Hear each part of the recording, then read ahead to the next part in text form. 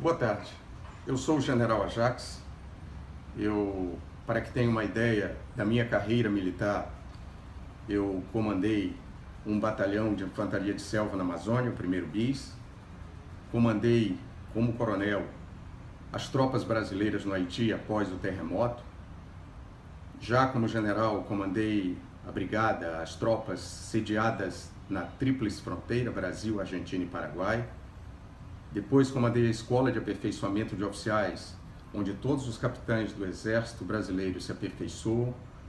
Fui diretor de Educação Superior Militar do Exército e, como última missão na ativa, fui o comandante das tropas internacionais da ONU, 19 países, de outubro de 2015 a outubro de 2017. Eu sou o último Force Commander da missão. Com essa experiência militar, com essa experiência de vida, eu me dou o direito de transmitir para os meus ex-cadetes, ex-capitães, amigos, militares e familiares com os quais convivi ao longo de todos esses anos, algumas ideias sobre o que vai acontecer no dia 28. Essa eleição do dia 28 não é uma eleição como outra qualquer. Ela é diferenciada. O principal componente dessa eleição que nós vamos agora nos confrontar é a ideologia. São duas ideologias distintas que vão entrar em choque no dia 28. Por isso ela é diferente. E alguém pode dizer, mas o PT já esteve no governo. Sim, esteve no governo por 13 anos, só que numa situação diferente. Eles haviam vencido as eleições e porque levaram o país à pior recessão de sua história, 3 anos de recessão, e ao maior escândalo de corrupção do planeta, foram escorraçados do poder. A última presidente sofreu um processo legal de impeachment. Agora, eles voltam numa situação diferente. E tenham certeza, eles voltam com sede de vingança. Se eleitos, nós, do Exército, seremos a principal vítima. Eu, como diretor de Educação Superior Militar, tive que, por várias vezes, explicar o porquê do currículo das nossas escolas militares incluíam certos assuntos. Eles tentaram, no governo do PT, influenciar os nossos currículos. Não conseguiram. Mas não tenham dúvida, se voltarem ao poder, eles tentarão fazer o que fizeram, a sua ideologia fez em países, por exemplo, como a Venezuela, em que o exército venezuelano é completamente dominado pelo poder político e seus currículos são influenciados por eles. Isso acontecerá caso eles vençam as eleições. Outro aspecto que pode ser frisado é que essa visão de mundo que o PT representa, ela não deu certo em nenhuma nação. Em nenhuma nação. Aliás, o Brasil é um país muito curioso. Há coisas que só existem no Brasil, como citou o general Mourão, jabuticaba é uma delas. Outra é um partido cujo candidato a presidente é orientado, dominado e controlado por um presidiário. Então, um dos candidatos a presidente recebe ordem do presídio. É algo curioso, só tem no Brasil.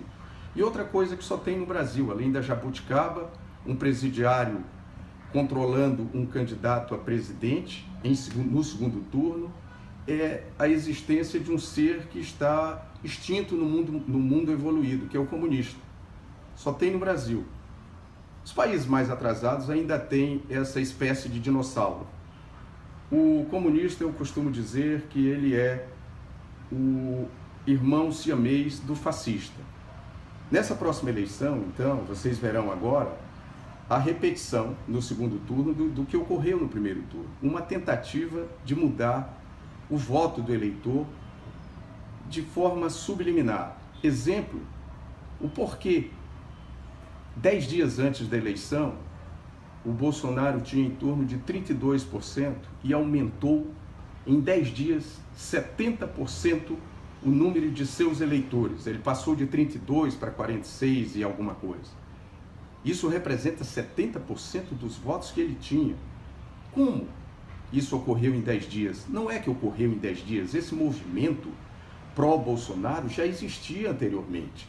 Ele foi represado, que foi uma forma que os institutos de pesquisa usaram para tentar influenciar o eleitor. É assim, o eleitor indeciso, ele vota no partido vencedor. Se ele vê que o candidato A vai ganhar a eleição, o indeciso tende a votar com ele. Quando eu represo o resultado das pesquisas às vésperas das eleições, eu estou influenciando o eleitor indeciso. Só que esse movimento não podia ser escondido, esse movimento pró-Bolsonaro, muito tempo. Aí, 4 dias antes das eleições, eles liberaram.